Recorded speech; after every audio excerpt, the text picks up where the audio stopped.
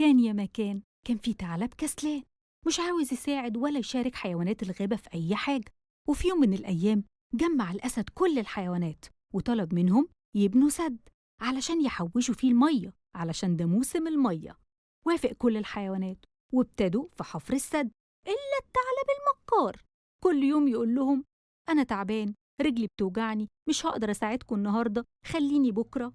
لحد ما خلصوا بناء السد وهو ما ساعدهمش في أي حاجة.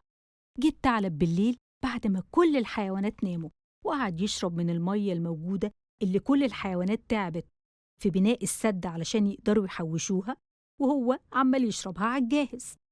قعد الثعلب يشرب من المية كل يوم، والمية كل يوم عمالة تنقص، لحد ما الحيوانات لاحظوا إن المية عمالة بتقل يوم بعد يوم.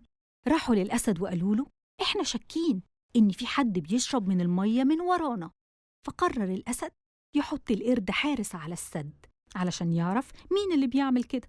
الثعلب لما جه يشرب لقى القرد، قال له: إيه رأيك يا قرد، أديلك العسل ده كله وتسيبني أشرب، بس من غير ما تبلغ الحيوانات؟ وافق القرد وقال للأسد والحيوانات: أنا راحت عليا نومة وما شفتش مين اللي شرب من السد. فكر القرد الحكيم في فكرة حلوة وقال: أنا هفكر لكم في فكرة نقدر بيها نعرف مين اللي بيخدعنا وبيشرب من ورانا. إحنا هنحط صخرة وعليها سمغ، اللي هيروح يشرب رجليها تلزق في الصخرة ومش هيقدر يتحرك، وساعتها هنعرف مين اللي بيعمل كده. وعرفوا إنه الثعلب، وقرر الأسد طرد الثعلب من الغابة علشان مكره وكسله وخداعه. وتوتة توتة فرغت الحدوتة.